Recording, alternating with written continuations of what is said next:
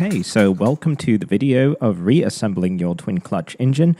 I'm going to go through briefly. I touched upon this a little bit in the disassembly video, but I'm going to go into it briefly again, just inspecting the parts to make sure that you have that you know that you are going to put together a good bike. Now, the first thing, I'll just jump right into it. The first thing is this clutch pack. This is called the secondary clutch pack. It is not necessarily, I mean, that's just kind of the name that I've heard floating around in English, and so I'm not entirely sure which is the technical name for this pack. But anyway, this is the pack that fits on the input shaft of the gearbox. And so what we're going to be looking at first, I'm going to talk about are the springs. Now, the Honda manual, what it does is it suggests to measure the amount, measure the length of the spring. But in my experience, that's no good, because you can have the spring that matches with the length, but the actual coils themselves are tired, meaning they just have lost their spring. Basically, it's although of course it depends on the mileage of the bike. I have noticed they typically seem to go soft around 25,000 k and 25,000 kilometers, anywhere from 25 to 30,000 kilometers. But that is in Asia, where these bikes are used a lot in the city, so there's a lot of shifting, and then that means a lot more riding time if you think about it. And so, but if you and I've heard of people going, 50,000 kilometers, which is about 30,000 miles, without having to replace the springs. So, just to give you an idea, these have about 30k on them, from the best of my recollection. This is one of many bikes. I think this one has about 30k on it. They're starting to get a bit weak, to be honest with you. The clutch does slip under high loads, and so these will be need to be replaced soon. But for the sake, I just need to get this bike back together. I do not have a bike to ride right now, so I'm going to just toss it back in there and then do the springs later. But that's just with the springs. It's more like a mileage thing, or if you have the clutches apart, and you may as well replace them if you are going down that route. So. The next little bit is this guy right here, and so this is the back end of what I call the clutch sandwich. This is the one that pushes up against the plates. The main thing you can look for is burning on the edges of here, but you can see there's none, and also to see if there are any deep grooves. Now, if you look closely, there's nothing really here. This edge is flat with the notches. I hope that comes across well in the camera. And because it's flat with the notches and there's not really a deep groove, even if there's a slight groove that you can feel with your finger, that is okay too. And so no need for anything more. This is perfectly fine to reuse. And keep in mind, this part is a bit dirty because this bike was abused. This is a farm bike, and of course, farm workers, they don't really take care of the things, so they just the workers themselves. Of course, if you are the farmer, the owner, then you take care of your stuff a little bit better usually. But this is what happens: is they cook the bike, they cook the oil, and then that's what facilitated the rebuild in the first place, is because they never took care of it. So your part will look a lot cleaner than this, but this is just for your information. The next is checking these metal plates. Now, what I personally like to do, I like these ones with the holes in them, but that's just a personal preference, and I don't think it even matters. And so because I've seen the solid plates and they've performed very well too. So anyway, the main thing is to be looking for scoring, unnecessary or unusual burn marks or discoloration. You can see that this plate has absolutely nothing on it, and so it is perfectly fine to reuse, and we are going to reuse them. Check all the plates, of course, but for time's sake, you understand what you are looking for. You can do that on your own, so I'm not going to go into more detail here. With the clutch pack, as I pointed out in the disassembly video, you can see notches right here, and that is from the plates that have been consistently banging back and forth from all the re-engagement and disengagement shock. This is borderline. If this was a bike I cared about that was worth a little bit more money, I would actually... I would throw this away. I would replace this, and there is an option to drill out the rivets and get a new basket part, but I've not seen good results with that unless you have a really talented machinist. It's a lot easier just to buy the entire new basket, and that way you get new cush drive as well and a new gear as well. You get everything that is new, and you don't have to deal with that. But and also, you want to check for play. in the basket, you can see there's a little bit of play in these rivets. This is kind of borderline too. And so, but this will work no problem whatsoever for basic functionality. So, but as I've said, if this was a bike that I wanted to put together as kind of a more robust everyday bike that I wanted to be 100%, then I would definitely replace this. But as this is a cheap farm bike, I'm not going to bother. And lastly, with the friction disc material, when you're looking at it, I wish I had some worn-out disc. I apologize that I don't, but these are brand new. So even though the disc material looks rather thin, this will give you an idea of how thick the material should be. I hope it's hard for me to see in the camera viewfinder. I hope it's picking it up. And look for scoring. Look for chunks of material that might be missing. And also, if I haven't seen too many problems with this in the West in terms of high quality parts, but here, especially with Chinese parts, one thing you do want to do is find yourself a mirror and put these flat down and make sure that you can't slip any sort of, you can't slip a feeler gauge underneath here, because sometimes plates come warped in Chinese engines. I've had a few of them come warped, and so that is definitely something that you don't want to do. It's going to be my last bike, my Yamaha, had some warped plates on it, and so I had to replace the clutch twice actually, because it toasted this part here too, so that wasn't fun. So double check, but these are all flat and they've been checked for flatness. In a pinch, what you can do to check for flatness, you can put them all together like this, and then you look between and you can see that there's no real noticeable gaps, and then you shuffle the plates up and just like you would some cards, and then do the same thing. And if they all seem to sit flat again, like eyeball flat, then you have a pretty good idea that everything here is going to be fine and there's no problem. Now, I've already done this for time's sake, and of course these are brand new. I just rebuilt this clutch last month, so I already knew it was going to be okay. Oh, and another thing, excuse me, sorry about this. If you have a cheap clutch or you have plates that you want to make sure they are good, take each friction disc, if they are new, slide it in the basket like this, and slide it up and down. It should be able to slide like this, no hang-ups whatsoever. If it is hanging up, some of these tabs might be poorly made. I've seen this often with the Chinese clutch packs, is that the tabs are not filed down properly, and then they start hanging up, and it causes binding, and it causes really a whole lot of problems. So that's one thing you definitely want to do, is check to make sure that every single plate moves freely up and down in the grooves, like so. If I can get, I can't see what I'm doing. There we go. See, just like that. And you want to do, if you're replacing the metal discs as well, you want to do the same for the notched side. You want to make sure that this goes in and it slides back and forth, no problem. I've seen problems with these discs as well.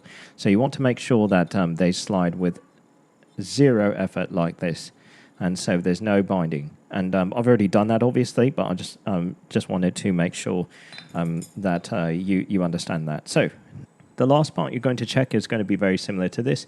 Check the surface here, make sure there's no deep grooves, no burning, no scoring. Even if there is a little bit of burning or scoring, so long as you haven't been encountering some real slippage issues, usually you don't have to worry about it. And so, but for me, it's just one of those things to double check. But this thing is fine. Of course, it's very ugly because it has the oil has not been changed often enough, and it has been caked up and burned. So that is that. And so this clutch pack, of course, checks out. As I've said, I would have normally replaced all this, but I need to get the bike back together by the end of the day because I'm tired of taking taxis. So I'm going to show you how to put the clutch pack together. Now, what we're going to do with this particular engine, it's a little bit different than the supercarb, is that you actually have to assemble the clutch. You have to pre-assemble it, and then you have to drop it on with a whole bunch of other parts together. When I said supercarb, I meant the original, the original single clutch engine. You have to drop.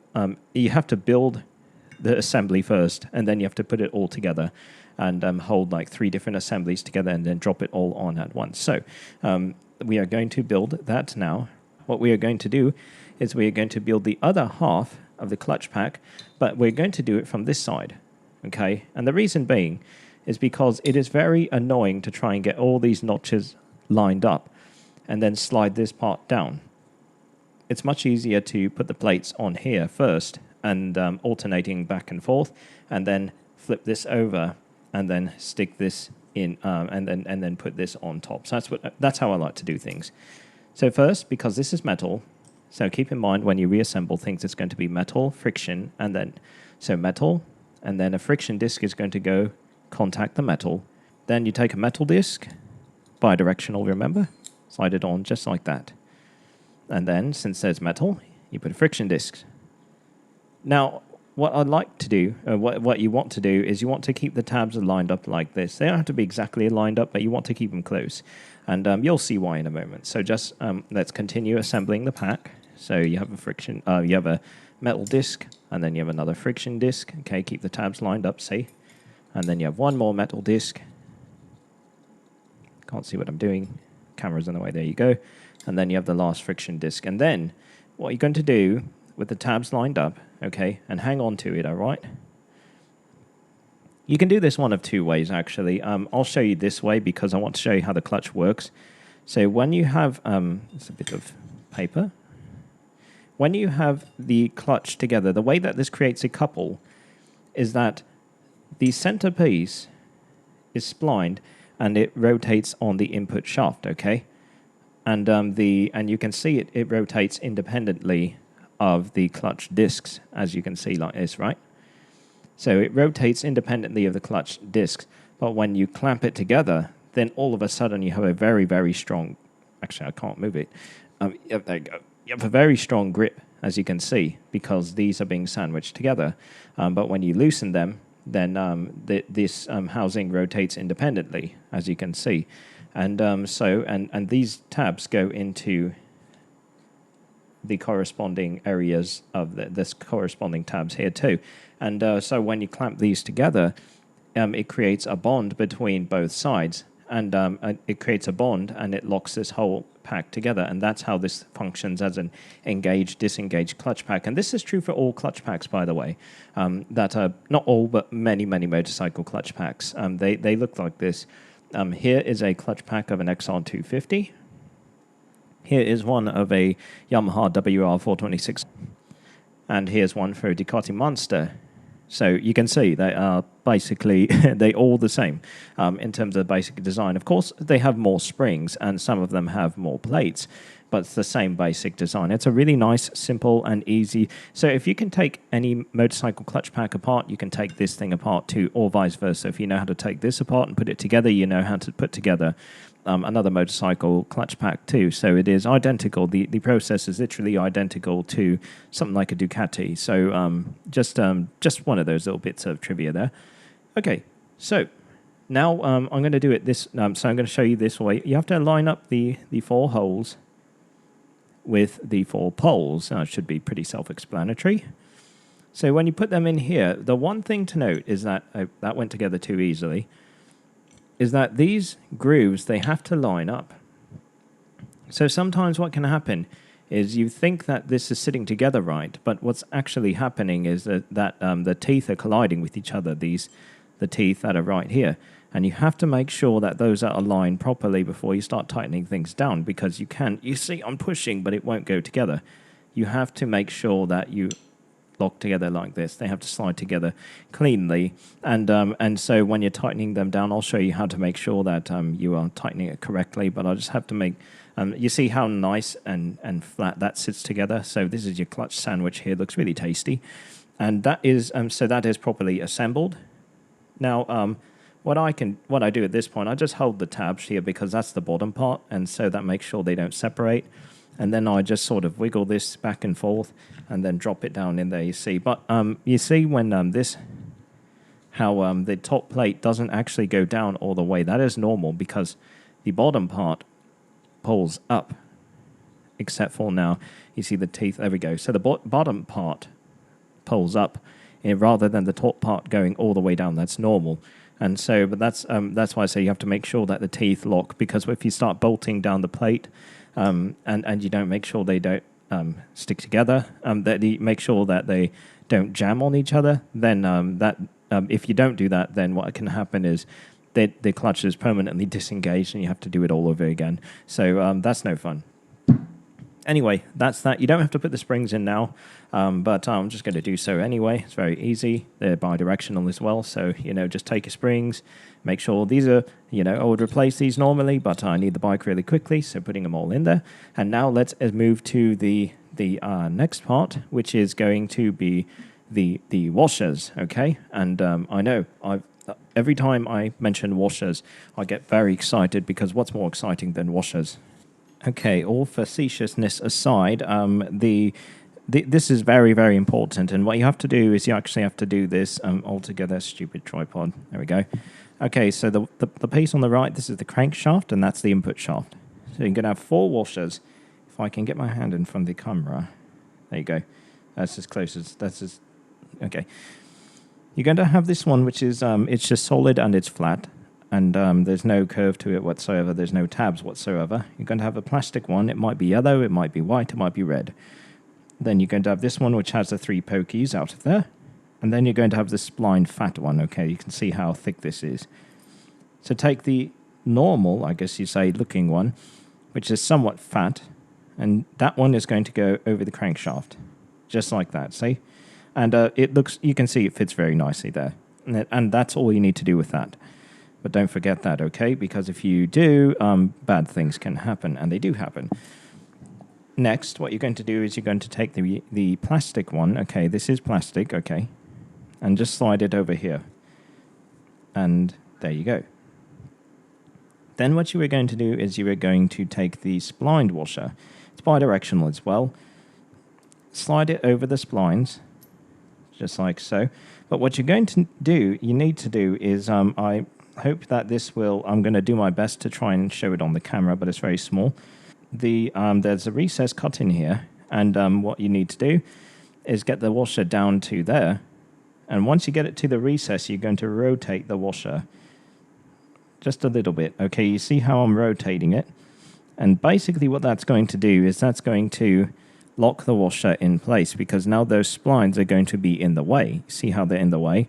And you can't pull the washer up anymore. And then once you get it to that point, you're going to take the 3 pokey washer. That's the technical term for it. And you're going to slide that washer straight down. And that locks that washer in place, so it can't rotate anymore, because of the spline, the 3 pokey washer is holding it in place. And that is exactly all you need. And that is all you need for that side. And the last thing you're going to do, don't go away, this collar here. Now, it might look familiar if you've seen my other rebuild videos, but this is not the same size, I believe. I might be wrong on that, but I don't think it's the same size, but it's also smooth too, okay? The one on the Super Cubs has a bunch of holes in it, but this one is solid. So just slide that on top of those, and then you are good to go. That is how you set up all the washers. This is also the same process as the nice, meaning the nice or nice one, I don't know how to pronounce it, and 110 motor from 95 to 2004. Same process, same washers, but not the same size as the 100cc engine from 88 to 95. Just so that you know. But the same process, same idea. They are different length because the crankshaft is a different length, because it has a the oil pump is not chain driven; it's gear driven off the crankshaft. And the gearbox is a different size as well. So, but yep, that's how that works. And those are your washers. So, okay, now at this point, what we are going to do is we are going to install the gearbox. We're going to install the clutch, primary clutch.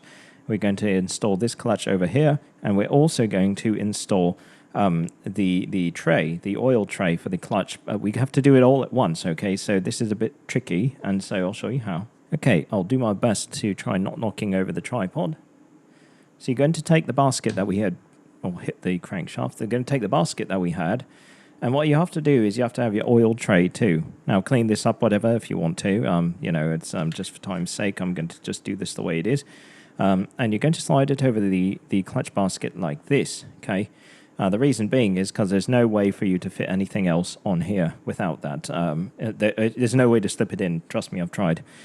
Then what you're going to do is you're going to take your centrifugal housing. You don't need to have the clutch with it. In fact, I think it's easier not to.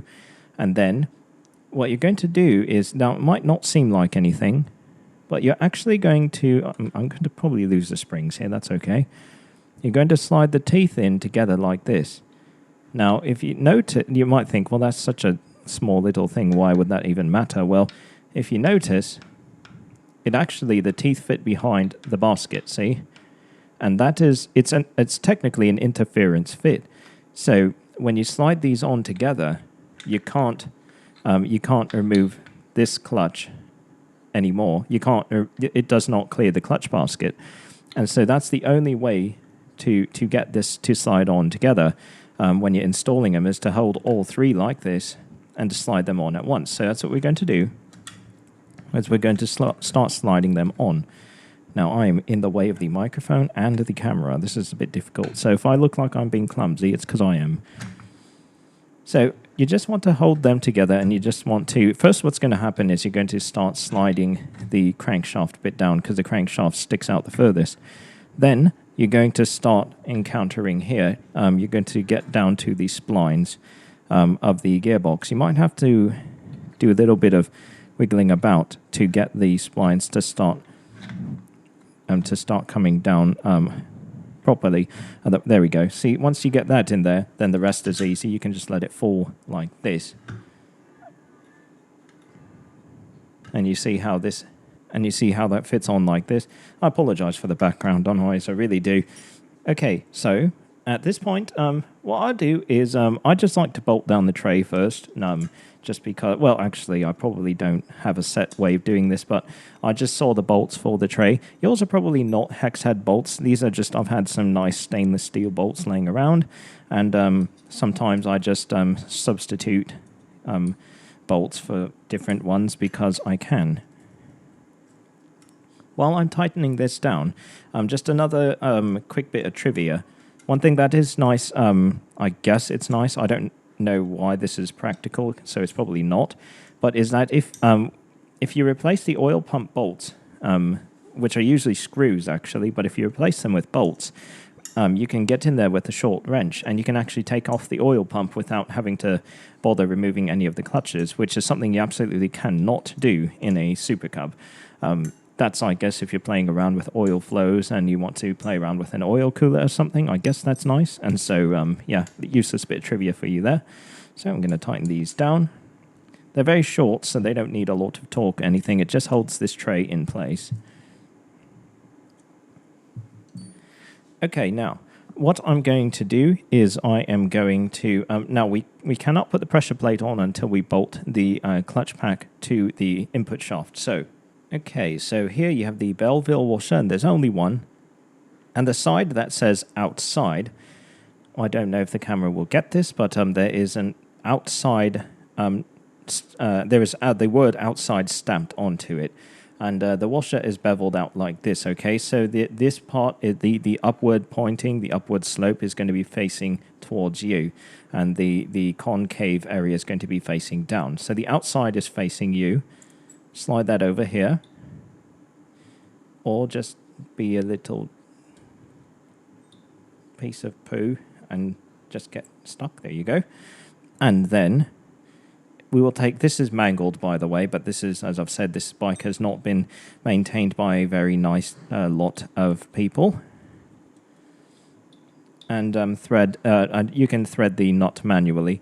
Now, the official procedure is to remove the lock the clutch basket and tighten this manually with your socket.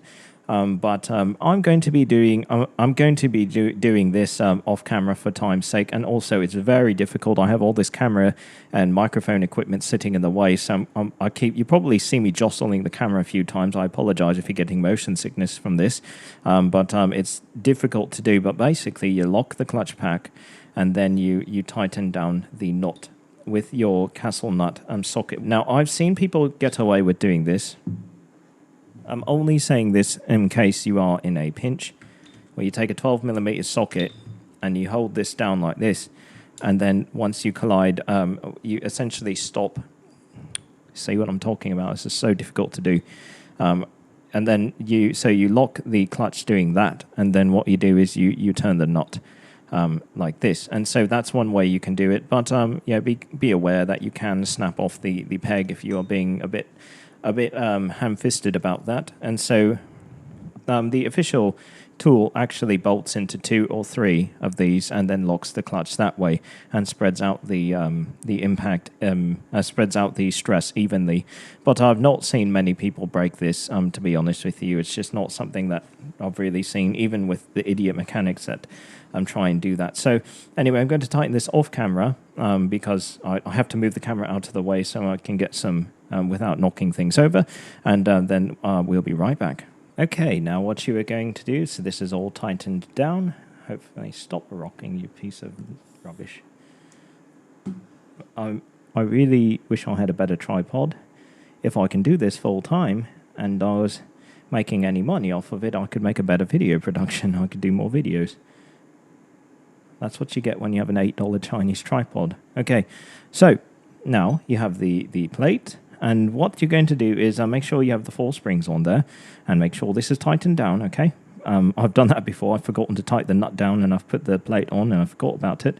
Now, you're going to need to slide. The plate isn't going to fit. No, you're going to have to slide it and it's going to be grabbing the edge of the bell. That's okay. Don't worry about that. And it's not going to sit very flat either, so it's going to hit the tray too until you start tightening the plate down. Now, there is a way to tighten this plate down without breaking it, because if you just take one bolt and then you tighten it all the way down and without tightening the rest down, what you can do is you snap off the tab right here because it puts it at a funny angle. I've done that one time, but that was also in the Chinese engine, so that might have been because the plate was rubbish, but it could also be that I was rubbish. So I'm just going to show you how I do it. I've never broken a plate this way since.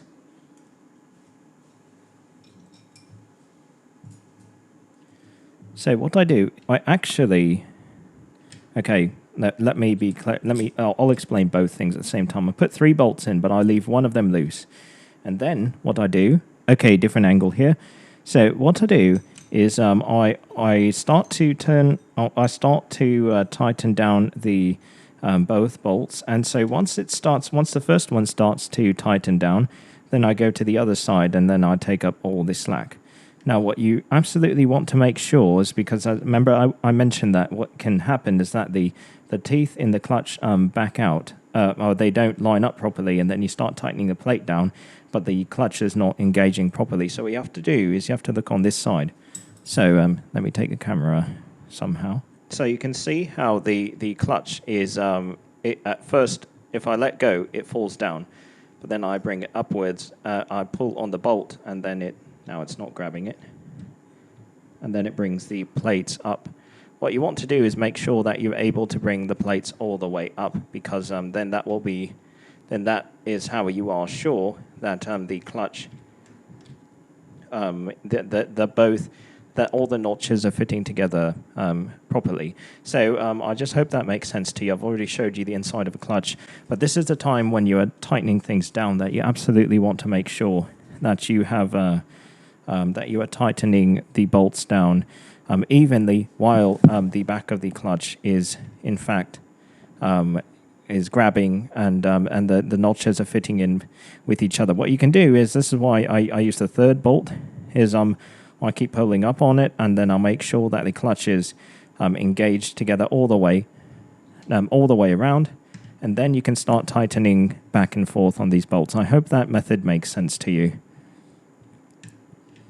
And let me be clear, once you start, and once you've taken up all the slack like this, and then you make sure that the clutch has indeed sandwiched itself together, then these springs will keep it together, and you don't have to do that anymore. It's just the first bit you have to kind of pull up on it and make sure that everything is engaged and locked properly. So I hope that made sense.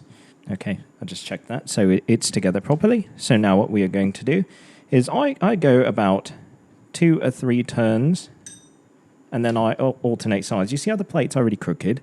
So I do another 2 or 3 turns on the other side, and then I go back to this side. And, 1 or 2 turns, and then I just keep going back and forth 1 or 2 turns. And I'll just keep doing that. And you can see the plate is moving downward, which is, of course, what you want. And I'll just hit the camera again. So it's bloody annoying. And once you bottom out, then what I'm going to do is get all the other bolts. Get the other bolt, I mean. There's only one more. And these are much easier to do. In fact, they just thread in very quickly because very easily because the all the pressure has been taken off by the two bolts. And so undo this, do up the slack like this. And then what you do is here is your torque spec right at the bottom of the screen. And but one little trick you can do, and I'll torque spec it. I'll use the torque wrench off camera, but to save time. But is when you turn it clockwise, what it will do is it will actually pull the clutch into the housing like this. And so you can just use that to lock the clutch pack and then torque it down. Okay, so you see how that works? So it's against the housing. See, I clockwise turn it, it hits the housing. And then just torque it down, okay, and then click, that's just, I'm pretending there's a torque wrench. And you don't have to do it in a crisscross pattern. And then you torque it down and then click, okay, remember your torque spec. And just keep doing this until it's all tightened up. You're not going to do any damage to the housing of the clutch. Don't worry.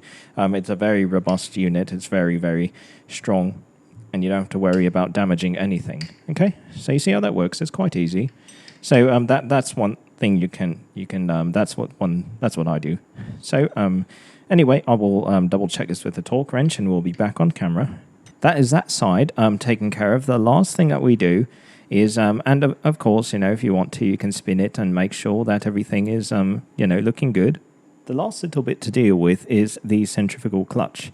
Now, you can see that the gasket broke, so I'm going to scrape that off. But basically, there's only... Okay, now, there is, with some bikes, there is a little spacer, a little washer that goes inside here, but it almost never falls out, and so it's actually very difficult to remove it, and some of them don't have it, so I couldn't tell you which engine has it or doesn't. Okay, so this one does, and the spacer is already in here, but as I said, it usually doesn't fall out even if you want it to, so that is just heads up there. But I'm going to clean this off as well.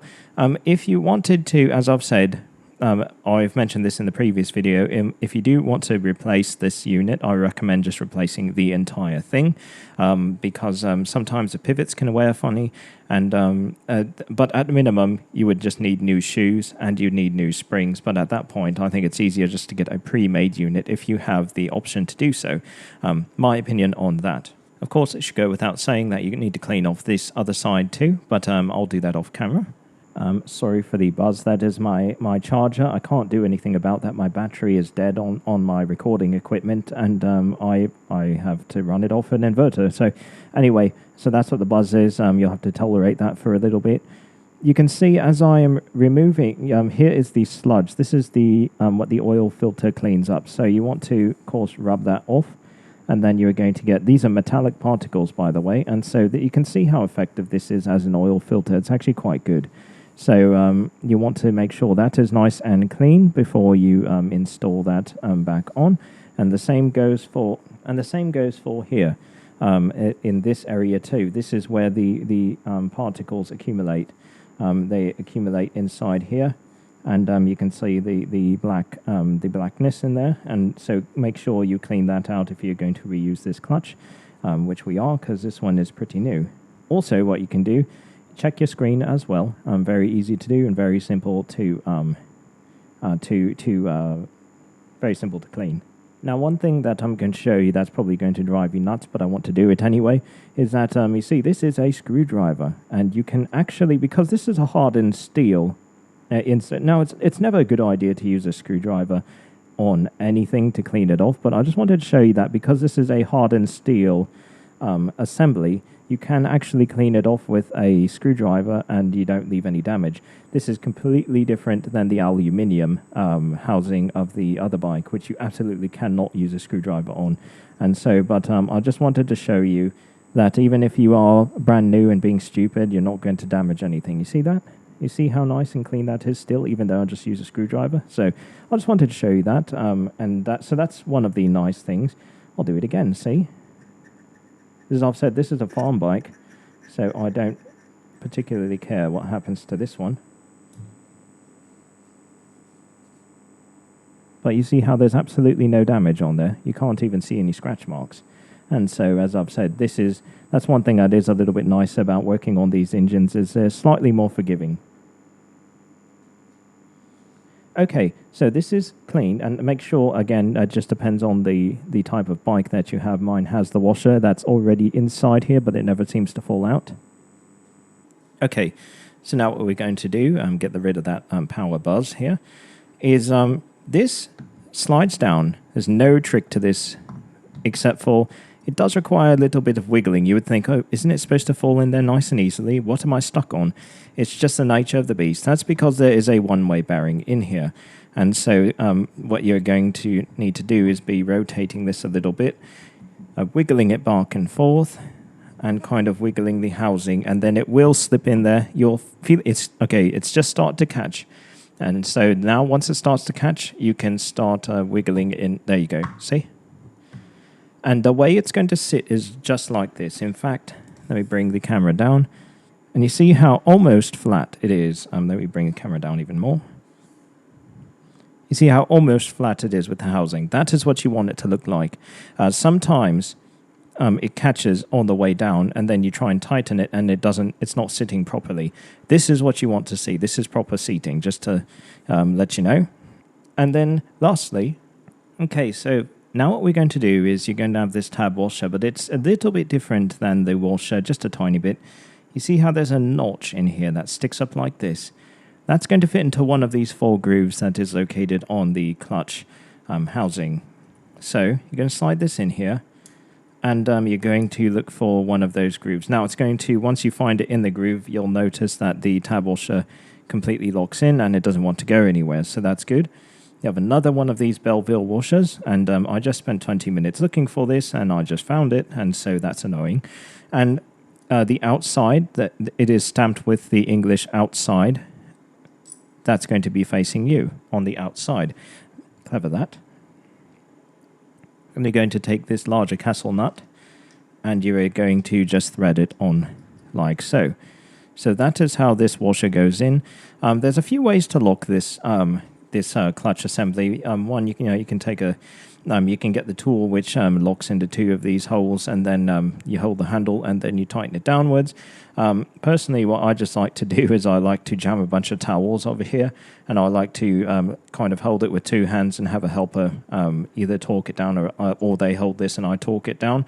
And so, but that's the way that you do, just however you want to do it. The official way is with a tool, of course, but of course, not everybody has the tool, and so, that is the easiest way. So I'm going to tighten this off camera because camera is in the way again. Okay, now this is tightened down. This actually worked very well because it exposed a tab that I can push inwards right in front of the camera. So what you're going to do, lastly, is you're going to take a tab. Take the tab that is lined up with the castle nut, and you're just going to bang it in there. Or sometime, okay, I just pushed it in with my fingers, like that, and that is it. You are done with that once this is torqued. Here's the torque spec too, and so you are done with that. Now, so the last thing we're going to be doing is putting on the cover. Of course, you need the gasket, and so I'm going to go get that. Okay, so we have the gasket and the cover. Bidirectional gasket doesn't really matter. And I have seen people in a pinch use newspaper. I've seen them use cereal boxes, to be honest with you. But of course, I don't recommend that, but it's possible to do. Now, you probably have screws, as almost every single engine I have seen comes with screws. I just lost the hole.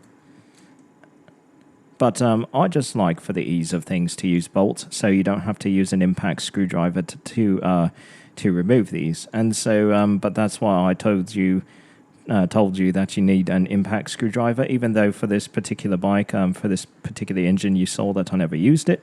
So that's how that goes. But I just wanted to, because like I said, I like to use bolts. I think impact screwdrivers are nice, but I do find impact screws a bit annoying to deal with because it's easy to break and to strip them, especially on old engines. That's why I tend to replace, especially the oil pump bolts. I also, the screws, I replace those with bolts. The screws on here I replace with bolts as well, and anywhere else I can, that's what I tend to do. So, going to tighten this down off camera, and we'll back up and put the final hardware and the cover on. Okay, the last part here, what we're going to be doing is installing the semi-auto shifting hardware. So that's going to be this guy right here, and I mean, it's just, you know what that is. You know that you've got the same piece as me. Oh, little fluffy. And you're going to have the arm here. As I've mentioned, the Chinese ones, sometimes they don't have this at all, bearing/bushing here, which reduces friction and makes for smoother shifts. And so that's just something that, if you have a Lifan already and you want to upgrade it, then you can buy one of the original Hondas. Basically, the angle, I'm just going to show you the angle that you're going to, well, what you do is you plop that in there. It flops around like that, don't worry. The angle that you install this guy at is this right here, is about right here. And the way you know that it is the correct angle is that if you push it all the way to the right, and then it's going to barely miss this right here. Now, if it gets stuck like this, then you just... Now, if you install it, because it's splined, so it's going to be click into place. Here's obviously too close, because if you try and shift it, it's going to hit the housing. And if you go too far the other way, then it's going to look a bit funny. So you see, it's going to be right in the middle, right there. And it's very, very easy to find. You know, the too close is going to be right next to here, and you won't be able to shift without hitting this. And so, as I've shown you, too close. So you see, it's either too close or too far. And there's really the only place in between is right there. So that's how you do that. Just hold this up like this, and then push down, and let this fall into place here. And then that's how you know it's going to be in the correct, so that this falls into the groove right here. And you should see the dot and the tip of here line up. So that's how you know it is installed correctly. And then now what we can do is put on the clutch cover. Okay, now basically for the clutch cover, there's no specific trick to this. All you do is you slide it on over, just like the other engine, by the way. You slide it over the Kickstarter first, and then you just ease it downward. Now, once you get to this point, and make sure your clutch case is, your cover is still in good shape. Once you get to this point, it's going to take a little bit of encouraging. So what I like to do is put some pressure on the Kickstarter, kind of this way, and then just kind of lightly hit it with my fist, with my palm. And that's usually enough to, there you go, see, to encourage it on like this. There you go. And you see how it fits nicely, just like that. That's how we know that the clutch cover has fallen in. I will show you the last little bit in putting on the bolts. So when we put the bolts in, what you want is you want to have this much of the bolt sticking out. So now it's pretty hard to mess this up because there's 2 very long bolts, 1 medium-sized bolt, and 5 small ones.